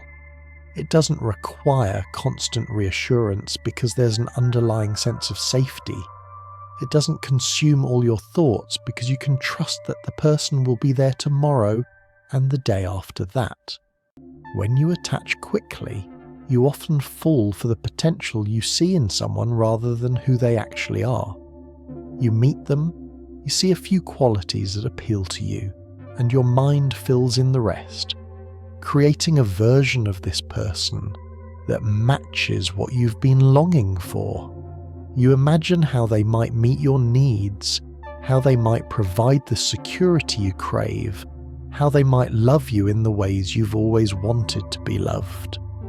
And then you attach to that imagined version, to the potential, rather than to the real person with all their actual qualities and limitations. This is why you might find yourself deeply attached to someone you barely know, someone you've only been on a few dates with, someone who's shown you attention but hasn't actually demonstrated genuine care or compatibility. Your attachment isn't based on who they really are. It's based on what your nervous system is hoping they might be, on the possibility they represent, on the way they've activated your attachment system in a way that feels familiar and therefore significant. Real love requires time. It requires seeing someone in different contexts, in different moods, during difficult situations. It requires sharing vulnerabilities and seeing how they respond, having conflicts and learning how you navigate them together, building a history of shared experiences that create genuine intimacy. Love is built on knowledge, on truly knowing another person and choosing them anyway, flaws and all. It's built on trust that develops from consistent experience, not from hope or projection. But when you attach easily, you often skip these steps. You move from initial attraction straight to deep attachment without the foundation that would make that attachment stable. And then when reality inevitably intrudes, when the person shows you who they really are and it doesn't match the version you imagined, you experience it as betrayal or disappointment, when actually they're just being themselves. You attach to a fantasy, and now the fantasy is dissolving, leaving you with the grief of a loss that was never really there to begin with. Relationships aren't just about your attachment style. They're about how your style interacts with someone else's. If you have an anxious attachment style and you meet someone with a secure attachment style, they can often provide the consistency and reassurance your nervous system needs to gradually calm down, to learn that not all connection is fragile. But if you meet someone with an avoidant attachment style, someone who needs more distance and independence, the dynamic can become painful for both of you. Your pursuit triggers their withdrawal. Their withdrawal triggers your anxiety, and you both end up caught in a cycle that confirms your deepest fears. For you, that you're too much. For them, that intimacy is suffocating. Neither perception is true, but the dynamic creates its own painful reality. Understanding attachment theory isn't just about understanding yourself. It's about understanding how different attachment styles interact, how they trigger each other, how they create patterns that can either heal or reinforce old wounds. A relationship with a securely attached person can be transformative for someone with anxious attachment, because secure people tend to respond to anxiety with patience and consistency. They don't withdraw when you express need. They don't punish you for seeking reassurance. They provide the very thing your nervous system has been craving: reliable, consistent presence. When you're with someone secure, they don't interpret your need for closeness as suffocating. They can maintain their own boundaries while also being responsive to your needs. They can say things like, "I need some alone time this afternoon, but I'm looking forward to seeing you tonight," which gives you both the reality of temporary separation and the reassurance of future connection. Over time, with enough of these experiences of consistency, your nervous system can begin to learn a new pattern. It can start to relax, to trust that distance doesn't mean abandonment, that someone can need space and still care deeply for you. But if you end up with someone avoidant, the dynamic is much more challenging. Avoidant attachment develops in people who learned early on that emotional needs weren't welcome, that showing vulnerability led to rejection or discomfort, that the safest strategy was to become self-sufficient and to keep people at a certain distance. When you, with your anxious attachment, express need or seek closeness, it triggers their old fears about intimacy. They feel like you're asking for too much, like you're trying to trap them, like they're losing themselves in the relationship, so they pull back. They need more space. They become less communicative. and every move they make toward distance triggers your attachment panic, because distance feels like the beginning of abandonment. So you pursue, trying to close the gap, trying to restore the connection. But your pursuit makes them feel more pressured, which makes them withdraw further, which makes you pursue more urgently, and the cycle continues, each person's behaviour confirming the other's deepest fear and triggering more of the behaviour that causes distress. Neither of you is wrong. Neither is doing this intentionally. You're both just responding to your own attachment programming, both trying to create safety using the strategies your nervous systems learned early on. But those strategies are incompatible, and the harder each of you tries to feel safe, the more unsafe you both end up feeling. Each relationship you've had has contributed to your attachment patterns in some way. Perhaps there was someone who seemed perfect at first, who met your intensity with their own, but then suddenly disappeared without explanation. Or maybe there was someone who gradually became colder, more distant, confirming your fear that your attachment would eventually push them away. These experiences don't just hurt in the moment. They become data points that your nervous system uses to predict future relationships. And if the data points all tell the same story, abandonment, withdrawal, disappointment, your brain starts to treat that story as inevitable, which only makes you attach more urgently in new relationships, trying to hold on before the familiar pattern repeats. Your nervous system is essentially running a predictive algorithm using past experiences to forecast what will happen in future relationships. And if most of your past relationships have followed a similar pattern, if they've ended in abandonment or rejection or distance, your brain starts to expect this outcome. It doesn't matter if you consciously know that each relationship is different, that this new person isn't the same as the ones before. Your nervous system operates below the level of conscious thought, and it's saying, based on past data, this is how relationships work. They start with excitement and connection, but eventually the person leaves, so we need to be prepared. We need to stay vigilant. We need to try harder to prevent the inevitable.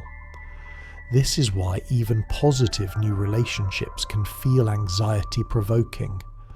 Your brain isn't just experiencing the present moment.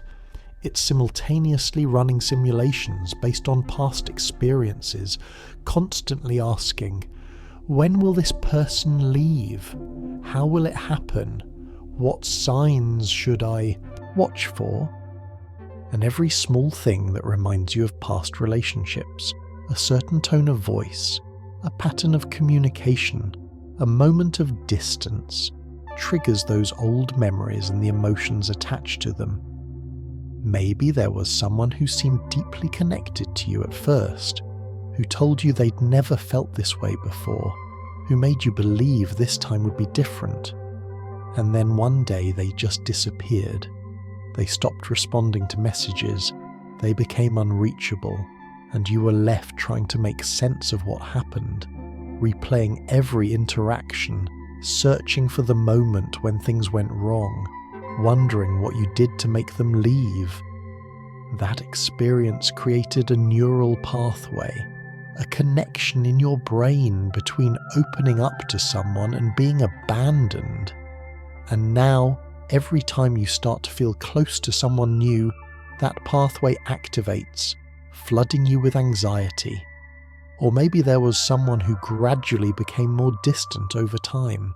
The change was subtle at first. They took a little longer to respond to texts. They seemed slightly less enthusiastic about making plans. They started mentioning how busy they were, how stressed, how they needed space.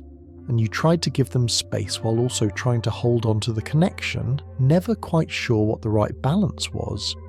And eventually they told you it wasn't working, that they didn't feel the same way anymore, confirming your deepest fear that your attachment, your need, your intensity was too much. That experience reinforced the belief that when you love someone fully, when you show them how much you care, it drives them away. These past relationships aren't just memories, they're active templates that shape how you approach new connections, what you expect to happen, how you interpret ambiguous situations, and the more similar experiences you accumulate, the stronger these templates become, until they feel like unchangeable truths about how relationships work rather than patterns that could potentially be different. Many people who attach easily spend years trying to become more independent, more self-sufficient, more comfortable being alone. And independence is valuable. It's important to have a sense of self that exists outside of relationships. But here's the paradox. Trying to eliminate your need for connection often just creates more anxiety. Because humans are fundamentally social creatures. We're not designed to be completely independent. What you need isn't to stop needing connection. It's to learn to need it in a way that feels safe, in a way that doesn't overwhelm you with fear. The goal isn't to become so independent that you no longer care about relationships. The goal is to develop enough security that you can attach without terror, that you can love without constant fear of loss. You've probably tried it before, this attempt to become less needy, less dependent on others for your emotional well-being. Maybe you read self-help books about becoming complete within yourself, about learning to be happy alone, about not needing anyone else to feel whole. Maybe you pushed people away, deliberately creating distance to prove to yourself that you could survive without connection. Maybe you threw yourself into work or hobbies or personal development, trying to fill the space that relationships occupy with other things, other sources of meaning and satisfaction. And perhaps these strategies help to some extent. Perhaps you did develop more interests, more ways of spending time alone that feel nourishing rather than empty. Perhaps you learned that you can survive periods of solitude, that you're more capable than you sometimes give yourself credit for. But did the fundamental anxiety go away? Did you actually become less affected by relationships, less vulnerable to attachment, less bothered by distance or rejection? Or did you just become better at suppressing those needs, at pretending they weren't there, at building walls around the part of you that still desperately wanted connection? The problem with trying to eliminate your need for connection is that it's fighting against your fundamental nature as a human being. We evolved as social creatures. Our survival, for millions of years, depended on being part of a group, on maintaining relationships, on having people we could rely on and who could rely on us. This isn't a weakness that we can or should overcome. It's part of what makes us human. Even the most introverted, most independent person still needs some form of connection, still experiences distress when relationships are threatened, still feels the fundamental human longing to be seen and known and valued by others. What you're trying to achieve through independence, that sense of safety and stability, can't actually come from isolation. It has to come from a different relationship with connection itself. Not less connection, but connection that feels secure, rather than terrifying.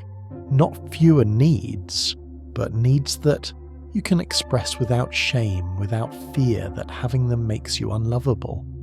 The goal isn't to need nothing.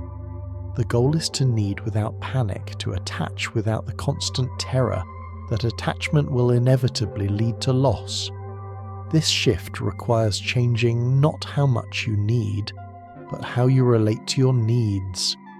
Instead of seeing them as evidence of your weakness, you can begin to see them as evidence of your humanity.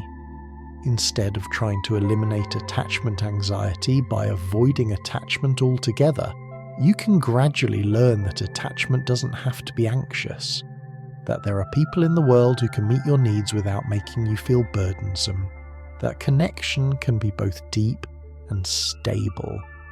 The paradox is that trying to become completely independent often just reinforces anxious attachment, because it's another strategy based on the belief that your needs are the problem. It tells you that if you could just need less, care less, be less affected by others, then you'd be safe.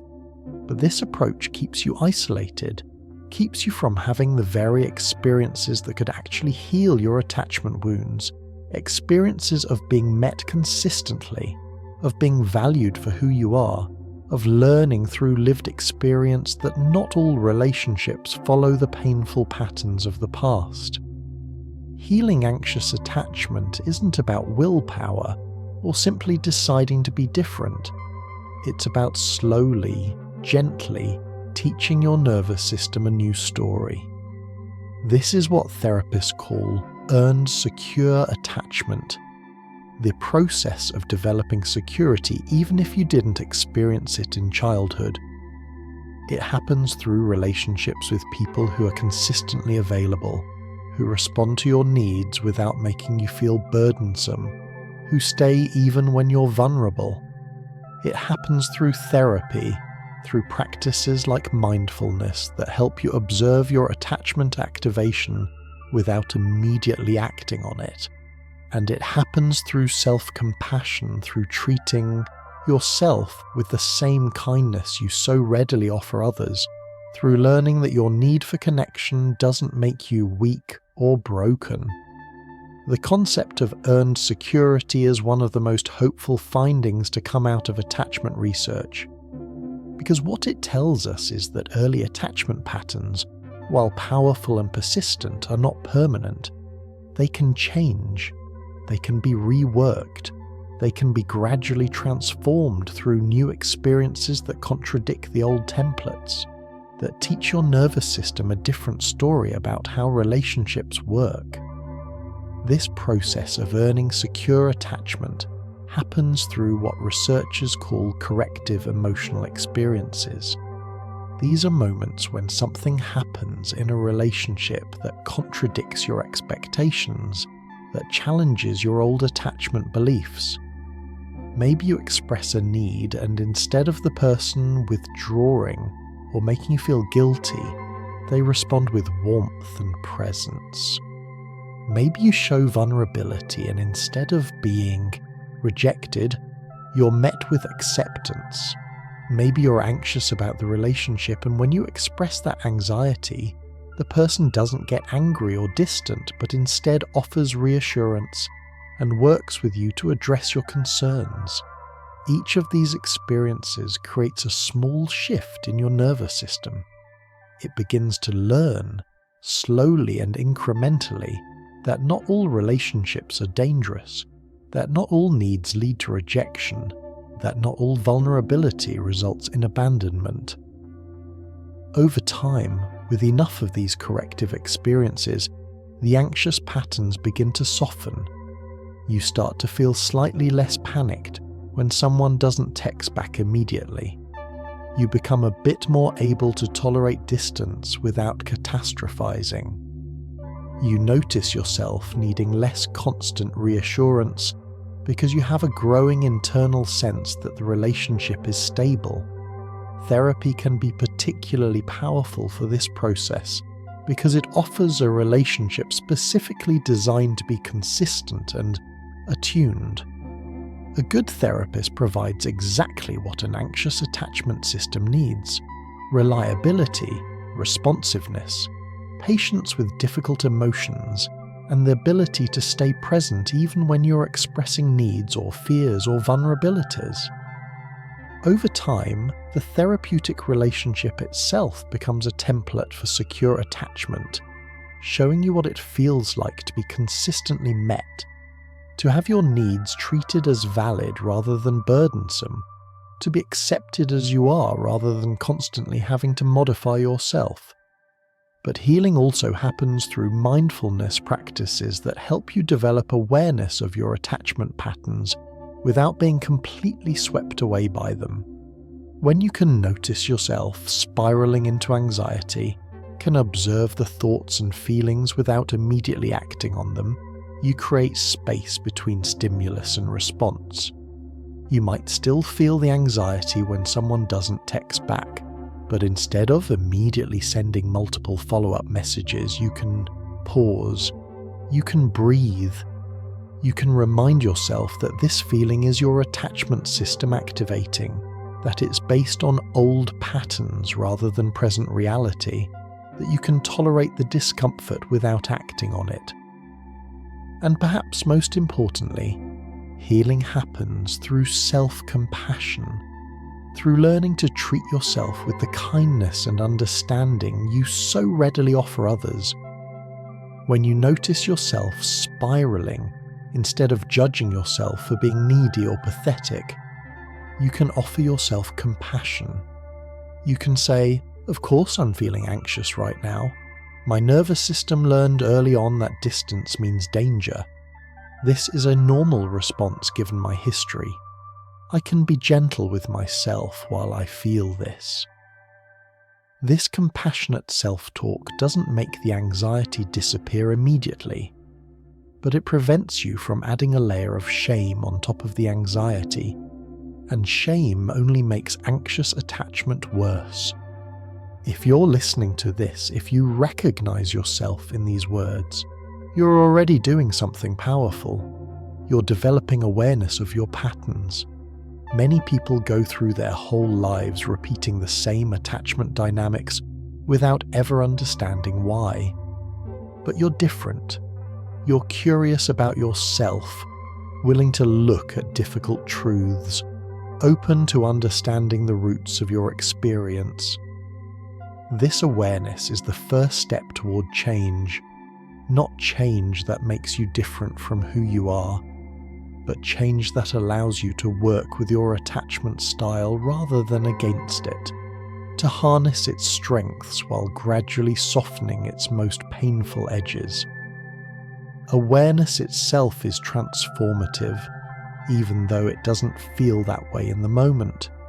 When you're in the middle of attachment anxiety, when you're checking your phone obsessively, or replaying conversations or spiraling into catastrophic thoughts, simply knowing, "This is my attachment system activating," might not seem helpful. The anxiety is still there. The urge to pursue or check in or seek reassurance is still there. But awareness creates a small space, a tiny gap between the trigger and your response, and in that gap, choice becomes possible. Before awareness, your attachment patterns operated automatically. Someone pulled back slightly and you immediately pursued without even realizing you were doing it. Someone showed you kindness and you immediately attached, without pausing to consider whether this person was actually available or right for you. But with awareness, you can start to see these patterns as they're happening. You can notice, "Oh, I'm doing that thing again where I'm reading too much into a small gesture," or "I'm spiraling into anxiety because they haven't texted back, even though it's only been a few hours and I know they're at work." This awareness doesn't make you immune to anxious attachment. You'll still feel the feelings, you'll still have the urges, but you'll also have perspective. You'll understand that these reactions are coming from your attachment history rather than from present reality.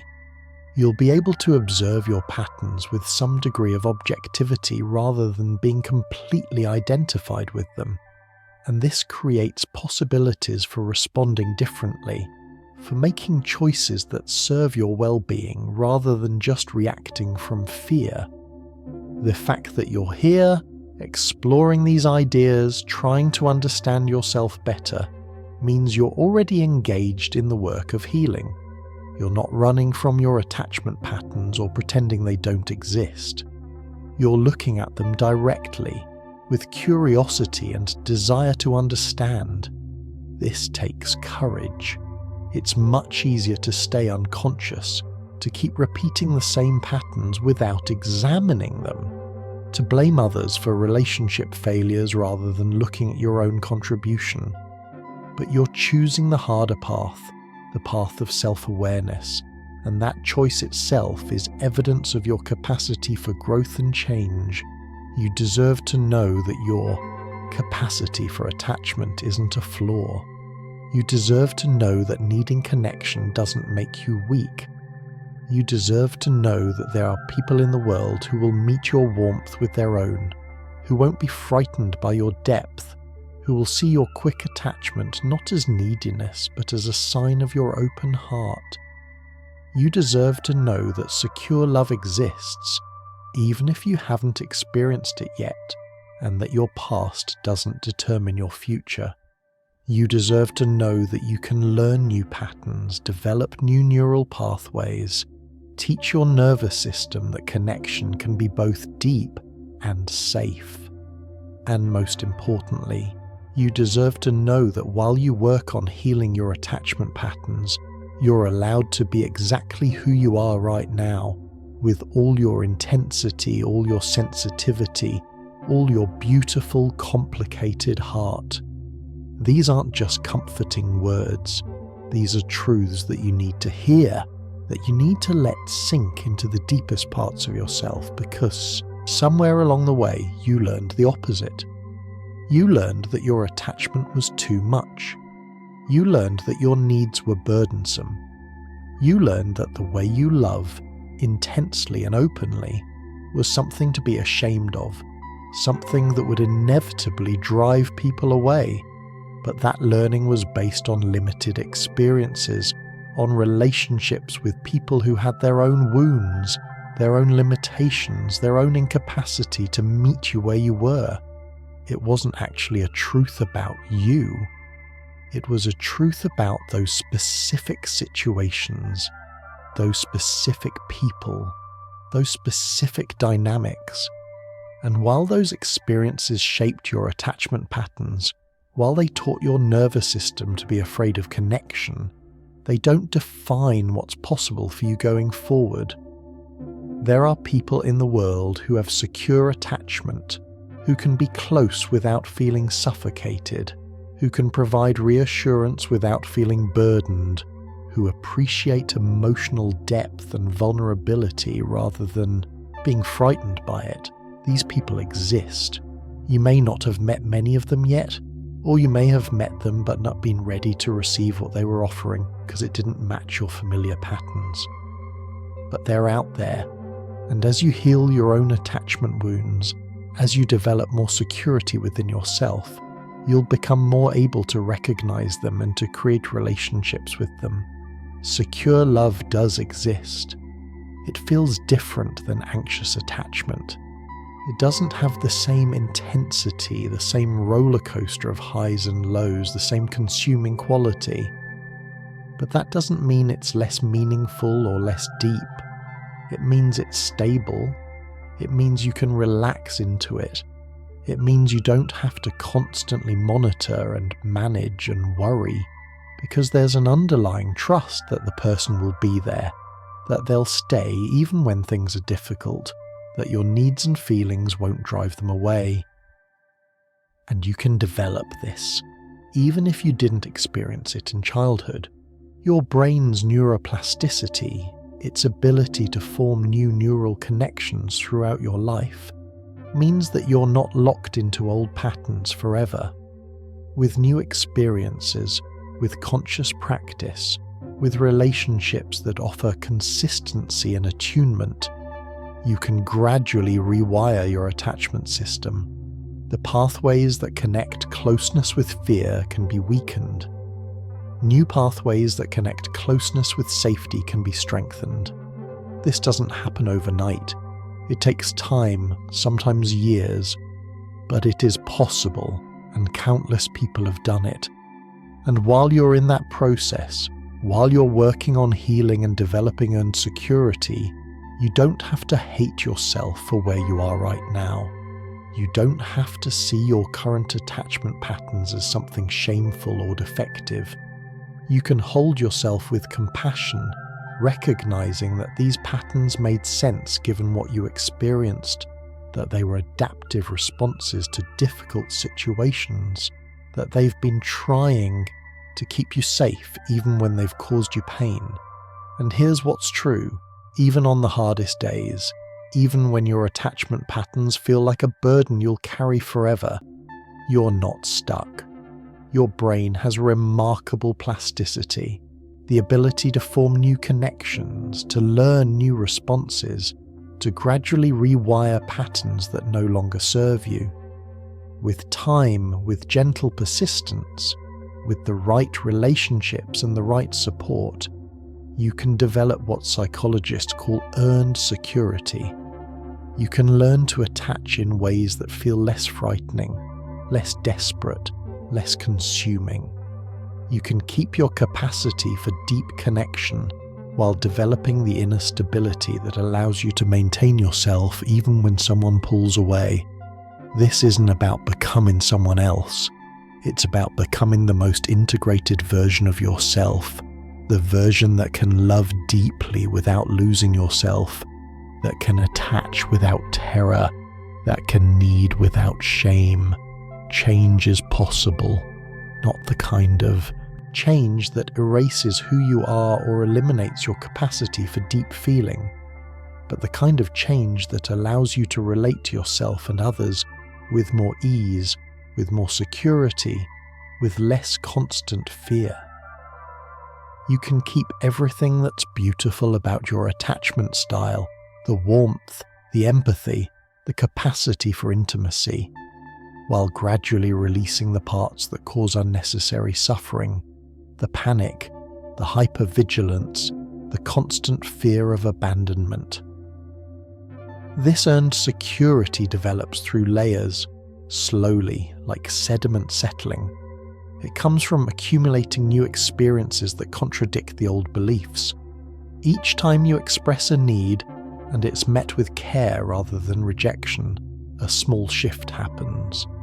Each time you show vulnerability and you're accepted rather than abandoned, your nervous system relaxes just slightly. Each time you feel anxious and you're able to soothe yourself without spiraling into panic, you strengthen your capacity for self-regulation. And with each of these small shifts, attachment becomes a little less terrifying. You start to notice that you can tolerate more uncertainty without falling apart. You find yourself able to give people more space without immediately assuming they're leaving. You realize you're checking your phone less obsessively, replaying conversations less frequently, catastrophizing less automatically. The changes are often so gradual you don't notice them until you look back and realize that situations that would have sent you into panic a year ago now create only mild discomfort. This is the gift of neuroplasticity, of the brain's ability to change throughout life. You're not condemned to repeat the same patterns forever. You're not permanently damaged by early experiences. You're a living, growing, changing being with the capacity to learn new ways of relating, to develop new responses, to gradually transform even deeply ingrained patterns. And as you change, as you develop more security, you'll find that you attract different kinds of relationships. Because secure people are drawn to security. When you're anxious and desperately seeking connection, you often end up with people who are avoidant or unavailable, because they're the ones who trigger your familiar patterns. But as you become more secure, as you develop more stability within yourself, you'll find yourself naturally gravitating toward people who are also secure, people who can meet you with consistency and care, people who make relationship feel easier rather than harder. This is the hope that remains, even in the darkest moments of attachment anxiety. You're not stuck. You're not broken. You're not too much. You're human, learning, growing, healing. And every moment you spend working toward earned security every instance of self-compassion, every relationship that offers you something different than what you experienced in the past, is moving you closer to the kind of attachment that allows you to love fully while also feeling safe, to connect deeply while also maintaining yourself, to need without shame and to give without depletion. And so you've travelled through this landscape tonight, through the quiet territory of your own heart, your own history, your own patterns of connection. You've looked at the ways you learned to attach, at the nervous system that developed in response to early uncertainty, at the beautiful and painful capacity you have for opening yourself to others. You've seen the fear that lives beneath your warmth, the exhaustion of constant vigilance, the loneliness of moderating your natural intensity. And perhaps, in seeing all of this, in understanding where these patterns come from, you've begun to hold yourself with a little more gentleness, a little more compassion for the ways you've been trying to keep yourself safe all these years. Because that's what all of this has been about, hasn't it? Safety. Your quick attachment, your hypervigilance, your sensitivity to any sign of withdrawal. These weren't mistakes or flaws. They were your young self's attempt to navigate a world that didn't always feel predictable, to hold on to connection when connection felt fragile, to ensure you wouldn't be alone, and that child, that small being who learned to reach a little faster, to hold a little tighter, to scan constantly for signs of love arriving or leaving, that child was doing the best they could with what they had. They were intelligent, adaptive, resilient. They were trying to survive and to stay connected to the people they needed most. And you now, carrying forward those same patterns into adult relationships, you're not broken. You're not too much. You're not fundamentally unlovable. You're simply living out a story that was written long ago. A story your body remembers even when your mind has moved on. And now that you understand the story, now that you can see where it came from and why it made sense, you have the possibility of gently, slowly, beginning to write a different ending. Not by forcing yourself to change, not by hating the parts of yourself that attach easily, but by offering yourself the very thing your attachment system has been seeking all along: consistent, patient, unconditional presence. You can be that presence for yourself. You can learn to meet your own anxiety with compassion rather than criticism, to hold your own vulnerability with tenderness rather than judgment. You can practice staying with yourself when the fear rises, when the panic sets in, when you want to reach out desperately for reassurance. You can learn to breathe through the discomfort, to remind yourself that feelings are temporary, that you've survived every moment of attachment anxiety you've ever experienced, and you'll survive this one too. You can become, gradually, the secure base that you've been looking for in others, the steady presence that doesn't abandon you when you're struggling. That doesn't make you feel ashamed for having needs. This doesn't mean you stop needing other people. It doesn't mean you become so independent that connection no longer matters. It means you develop enough internal security that when you do connect with others, when you do attach, it comes from a place of wholeness rather than desperation, from desire rather than fear. It means you can love people without losing yourself in them, can need them without making them responsible for your entire sense of safety, can attach to them while still maintaining your own ground. And this is possible. It's already beginning in this very moment of awareness, in your willingness to understand yourself rather than simply condemning yourself. Every moment of self-compassion is a moment of reparenting, of giving yourself the patient, attuned care that your attachment system needed all along. Every time you notice your anxiety without acting on it impulsively, you're strengthening new neural pathways, teaching your nervous system that it can tolerate discomfort without immediately trying to eliminate it.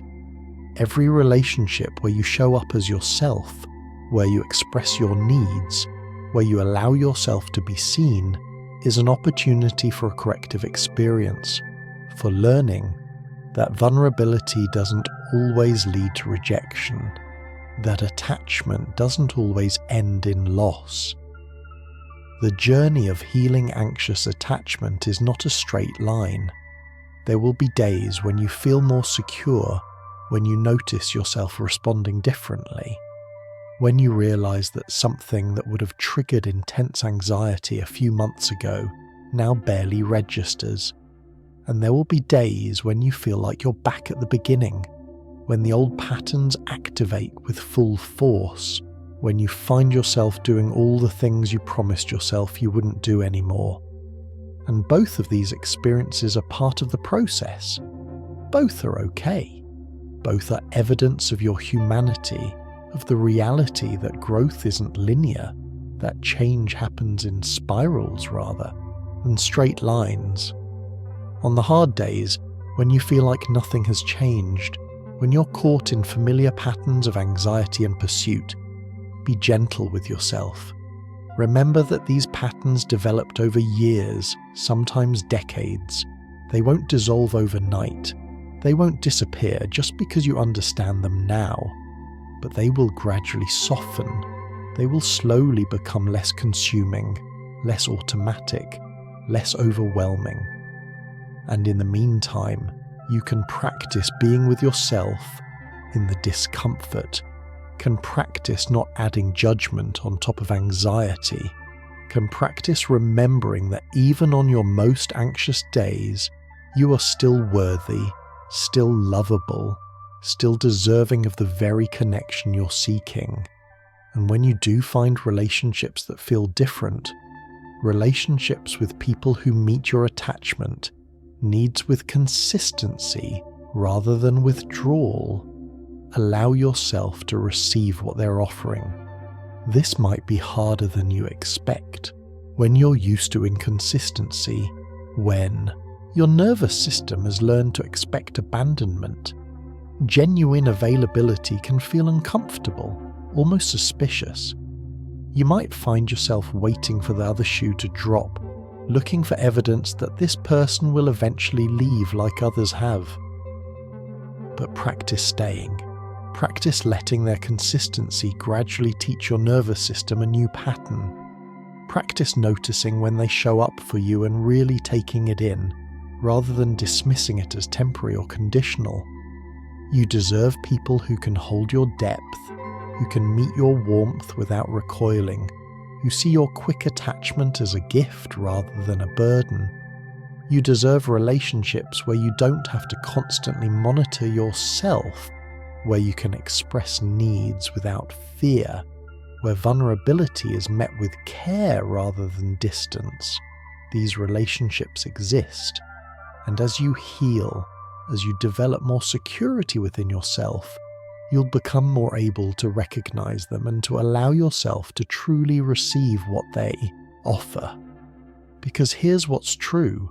Underneath all the anxiety and all the fear and all the patterns that make attachment feel dangerous, you are fundamentally worthy of love, not because of what you do or how you show up or how well you manage your attachment anxiety, but simply because you exist, because you're a human being with a heart that knows how to love deeply, with a capacity for connection that is rare and beautiful in its openness. Your worthiness isn't something you have to earn or prove or work for. It's inherent. It's always been there, beneath all the doubt and the shame and the fear. The world needs people like you, people who feel deeply, who attach openly, who aren't afraid to show that connection matters to them.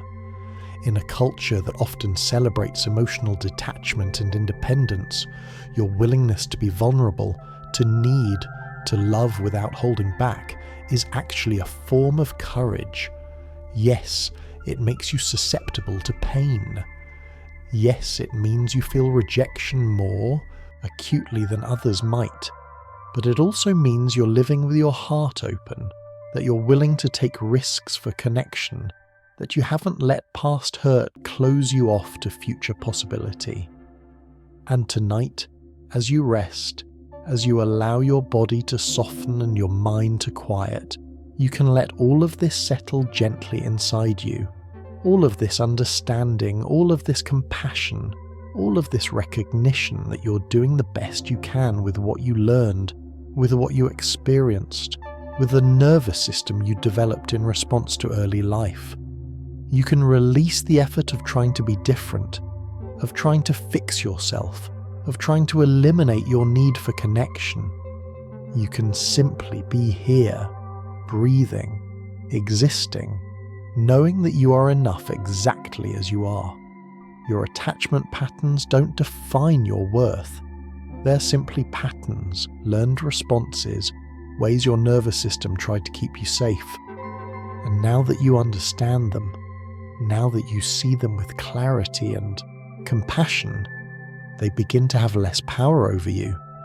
Not because you've eliminated them, but because you've stopped being at war with yourself, stopped seeing your natural need for connection as evidence of your deficiency.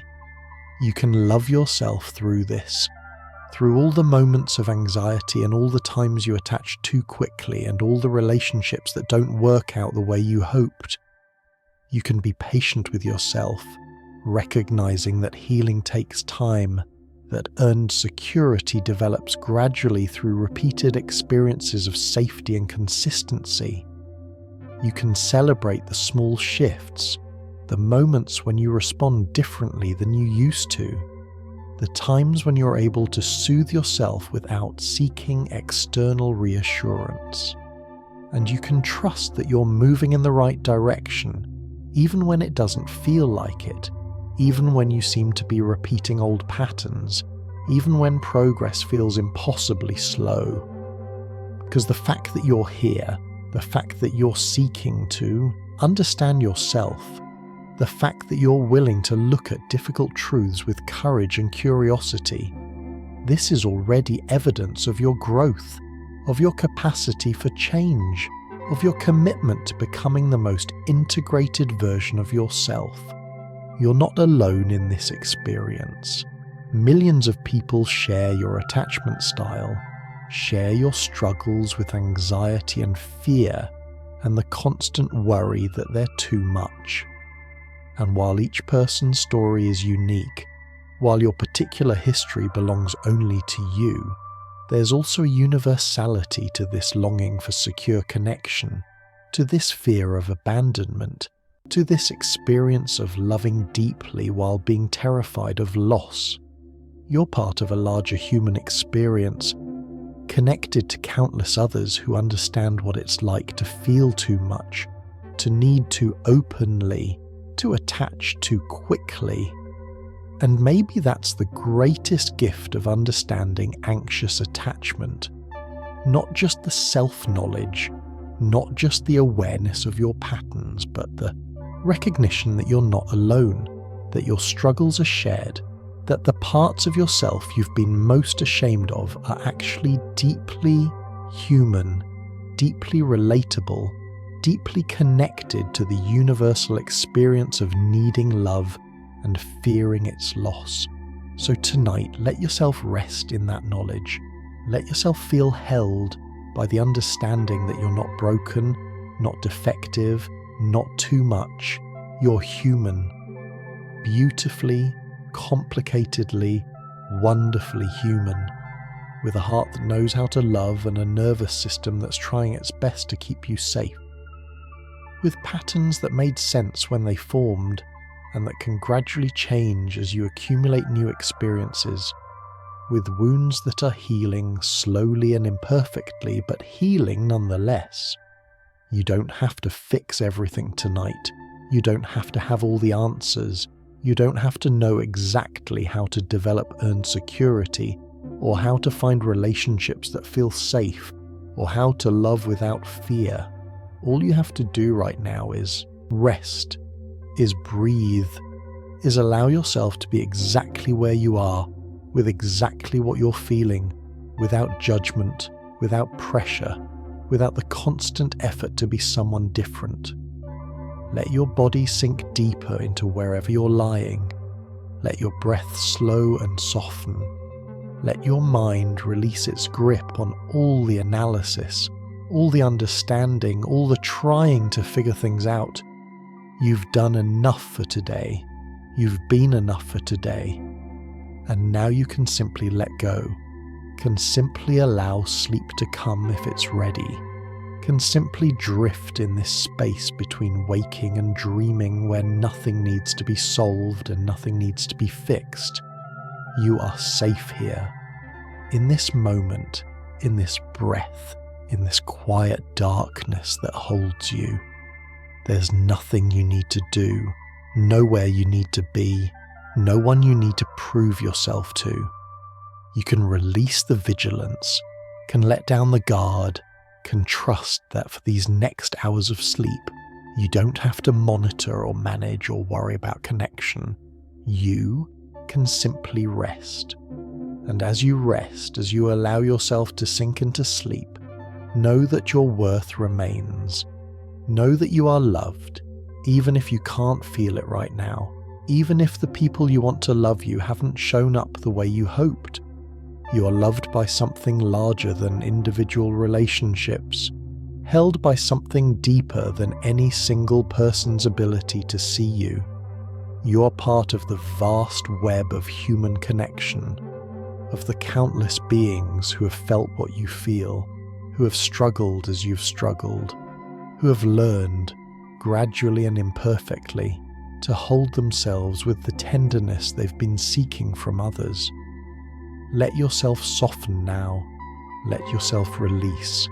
Let the thoughts slow and the body rest and the heart simply beat, steady and constant, doing what it's always done, keeping you alive, keeping you here, even on the hardest days, even in the loneliest moments, even when attachment feels like too much to bear. Your heart has carried you this far. It will carry you further still. And tonight, you can trust it to keep beating while you sleep, while you rest, while you let go of all the effort and all the anxiety and all the constant vigilance. You're safe. You're held. You're exactly where you need to be. And now you can sleep. Let yourself drift now. Let yourself soften into rest. You've done enough. You are enough. You can let go now. Just breathe. Just rest. Just be. You're safe here. You're held. You can sleep now. Let yourself go. Let yourself rest. You're safe. You're home. You can sleep.